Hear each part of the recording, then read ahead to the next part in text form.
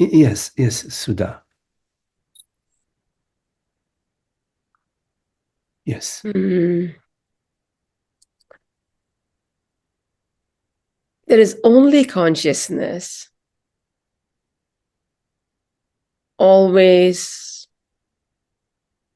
there, always either acting or not acting. So then I'm sure I've talked about this earlier, but still unclear to me. Like, so when there is this wailing and ignorance going on, and this thought that I am this separate person with my own reality, that ignorance is also consciousness acting.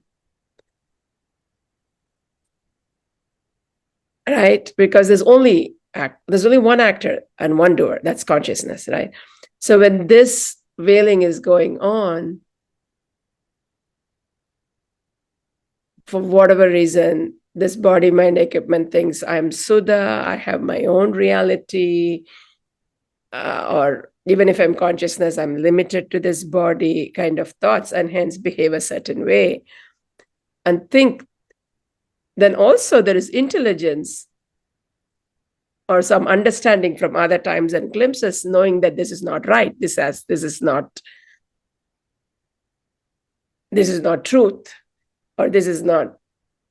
So then there's a desire to not be this way, whatever it is. That's where the suffering is, right? Whatever. And not be feeling like this separate, limited being. In one of our earlier conversations, you even made a statement saying, I was trying to improve Sudha. So I'm trying to see, there is no, because consciousness that does not need improvement, but this limited feeling comes only when this wailing and ignorance and thinking I am this limited person comes. So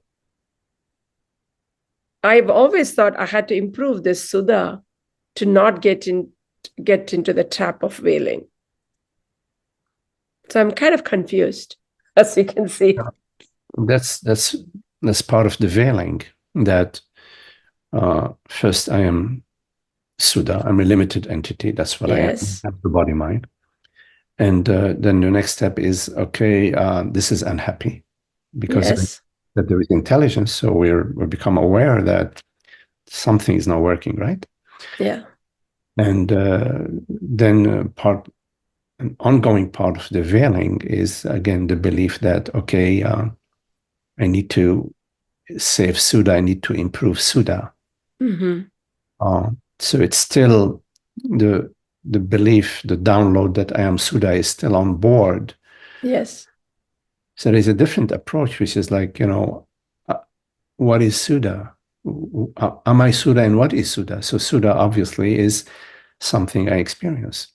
I experience thoughts, I experience memory, I look in the mirror, I see, okay, Sudha, I experience the body, I experience my family, the neighborhood, all of that. So Sudha is something that I experience. So the question is, am I that? Am I defined, or does it make sense for me to define myself in terms of something that I experience?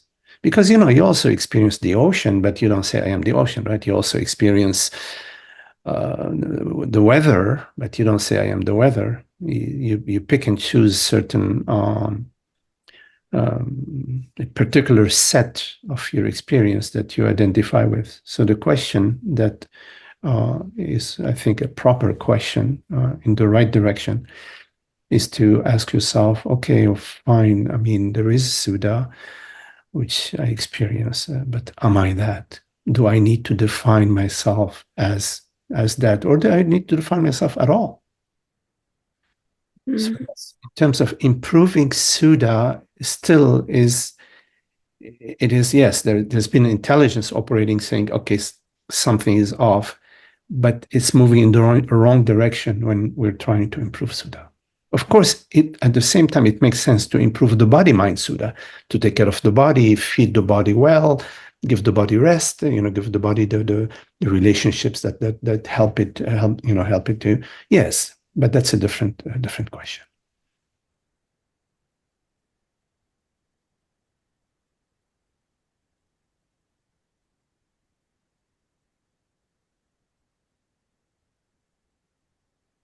If you go to the I Mm-hmm.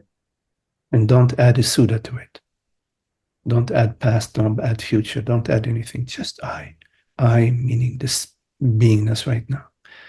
Yeah. Something right now, whatever it is, we call it I, awareness, presence. That has no history. Yes.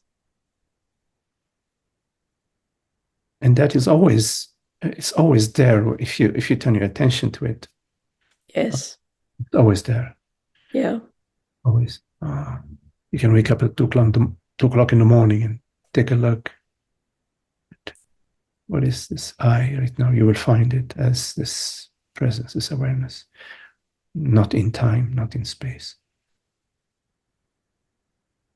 So when a thought comes, like, because this I being there is also very, very clear, right? But when a thought comes like, oh, I don't feel like that presence, but I feel like whatever else, it's just a thought, it's just something. So even giving it too much importance and saying, I should not have this thought, I should not think that I am this Sudha.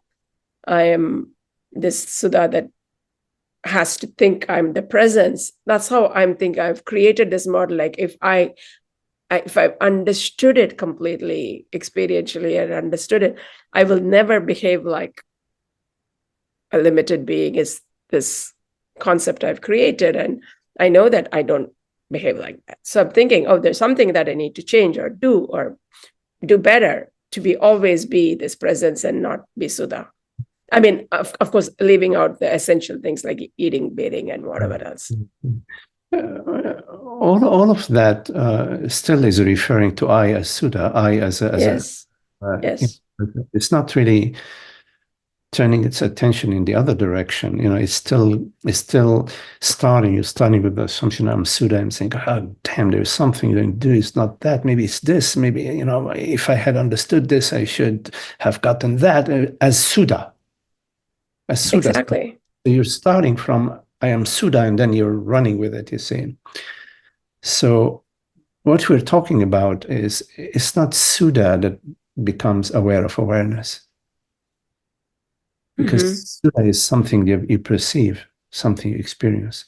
It's a form, whether it's a memory, whether it's a sensation, whether it's a set of beliefs. It's something that you perceive. That which perceives is not aware. That which is perceived. Did I say it right? That which is perceived is not aware. Awareness only resides in the perceiver, right? Agreed. So rather than turning to Suda, which is something that you perceive, just let that be. Let Suda be. Suda is the Suda, the body mind, is okay. It's being taken care of by the universe. It's intricate part of the entire cosmic field, right? You can let it be. Let it simply when it knocks on your door and says, okay, give me some food. Okay, then you'll respond. So you let that be. And what remains? It's only consciousness.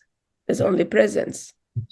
And you don't need to search for it. In other words, it's not like, oh, Suda, I need to do something to find presence. No. It's simply letting Suda be and noticing what remains.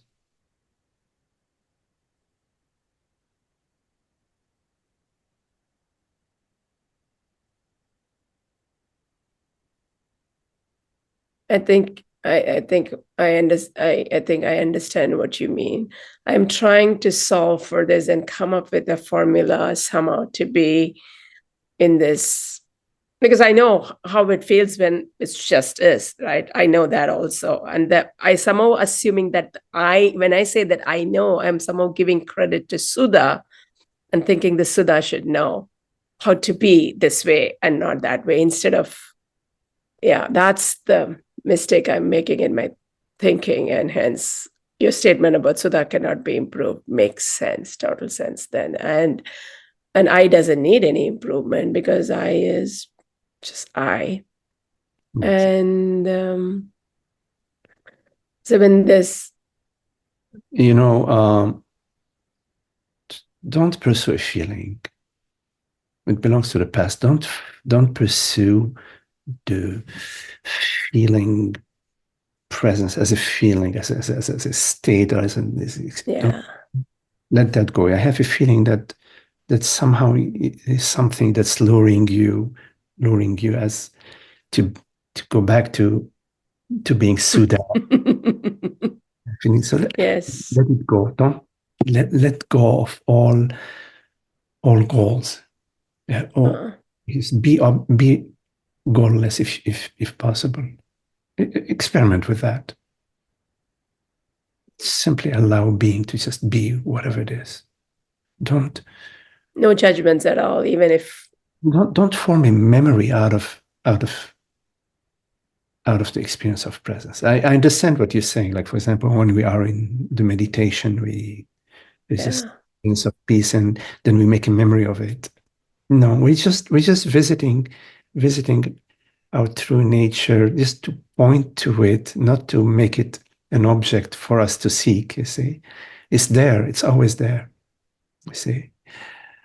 So watch that dynamic of objectifying the experience of awareness.